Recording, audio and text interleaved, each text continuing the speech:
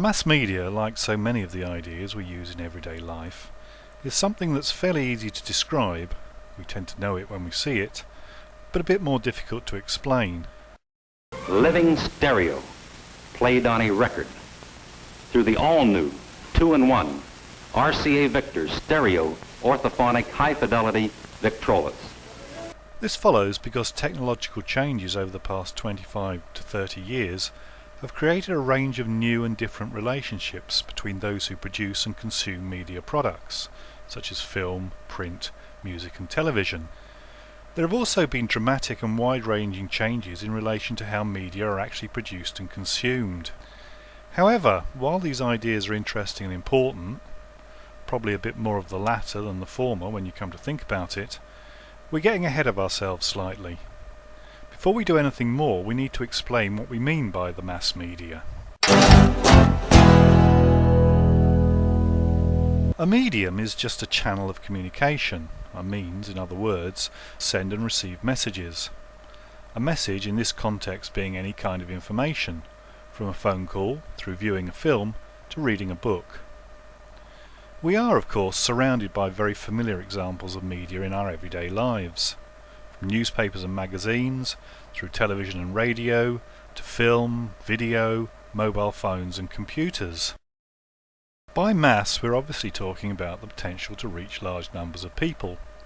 And while these terms are somewhat imprecise, how many, for example, is a large number, we use the idea of a mass medium, such as television, to differentiate it from other types of media, such as a letter, that simply involve one-to-one, or at best one-to-few, communication.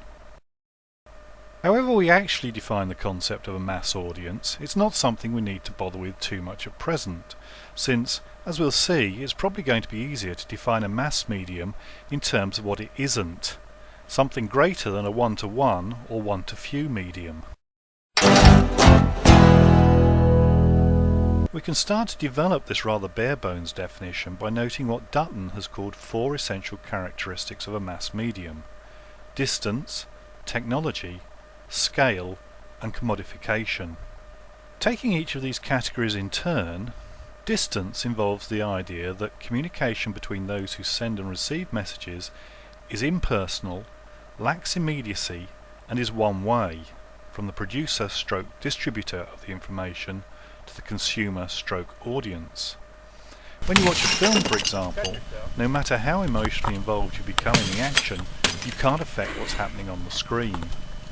Secondly, technology is a crucial ingredient in the mix because mass communication requires a vehicle, such as a television receiver, a method of printing, a computer network and so forth, that allows messages to be sent and received.